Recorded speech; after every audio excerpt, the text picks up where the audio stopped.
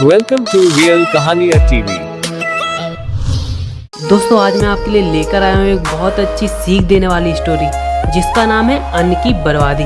दोस्तों कहानी को पूरा सुनना और कमेंट करके बताना आपको कहानी कैसी लगी। एक बार की बात है, रामपुर गांव में सुधा नाम की एक लड़की रहती थी।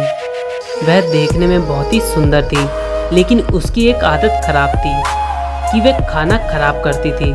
वह ज़्यादा खाना लेकर खाना फेंक देती थी। कुछ समय बाद उसकी शादी हो गई। उसकी सास ने उसको तिजोरी की चाबी और बाकी सभी जिम्मेदारियां सौंप दी और बोली कि वह अभी तक अच्छे से घर को चलाती आई है, अब सुधा को ही सही से घर चलाना है। सुधा ने अपनी सास की बात को कबूल किया। सुधा इसके बाद अपने पति से बार बार कभी चीनी, कभी चावल और कभी दाल मंगवाती थी। जब उसकी सास को इस बारे में पता चला तो वह सुधा को बोली कि तुम महीने भर का राशन एक बार में क्यों नहीं मंगवाती। सुधा ने बताया कि वह एक साथ मंगवाती है, लेकिन वह कम पड़ जाता है। सुधा की सास ने इसके बाद पता लगाने के लिए राशन कहाँ जाता है, रसोई में थोड़ी नज़र रखनी शुरू कर दी। कुछ दिन रसोई में देखने पर उसको पता चला कि सुधा ज़्यादा खाना बनाती थी, जिससे बहुत सारा खाना फ्रिज में पड़ा रहता था। उसने सुधा को खाने की अहमियत के बारे में सीख सिखाने की सोची।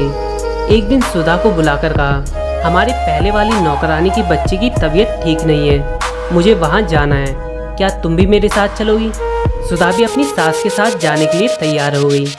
अपनी नौकरानी की बस्ती में जाकर सुधा की सास ने कहा कि मैं अभी रास्ता पूछकर आती हूँ। इसके बाद सुधा वहीं खड़ी रही। सुधा ने एक घर के अंदर देखा तो एक छोटा बच्चा भूख के कारण रो रहा था। उसकी माँ ने अपने अनाज के सभी बर्तन देखे, लेकिन वो खाली थे। यह देखकर सुधा को रोना आ गया। कुछ देर बाद उसकी सास आई और उसको अपनी नौकरानी के घर ले गई। नौकरानी के घर जाने पर उसका लड़का बीमार लेटा हुआ था। जब सुधा की सास ने बीमारी का कारण पूछा तो नौकरानी ने कहा कि वह एक घर से बचा हुआ भोजन लेकर आई थी, लेकिन उसको नहीं पता था कि वह खाना खराब था, जिससे उसके बेटी की तबीयत खराब हो जाएगी। यह कहकर वह रोने लगी। कुछ देर बाद सुधा और उसकी सास अपने घर आ गए।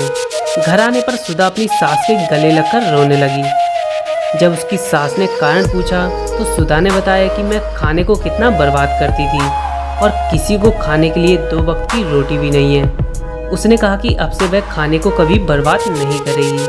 सुधा को खाने की कीमत महसूस होने पर उसकी सास बहुत खुश थी। इस कहानी से हमें ये सीख मिलती है कि हमें अन्न को कभी भी बर्बाद नहीं करना चाहिए। तो दोस्तों इस कहानी में बस इतना ही।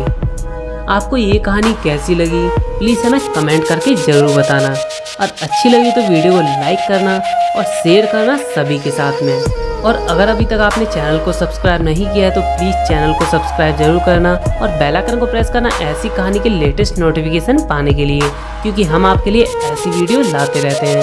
तो मिलते हैं अगली वीडियो में नई कहानी के साथ में। तब तक के लिए बाय, टेक केयर दोस्तों, अपना ख्याल रखना।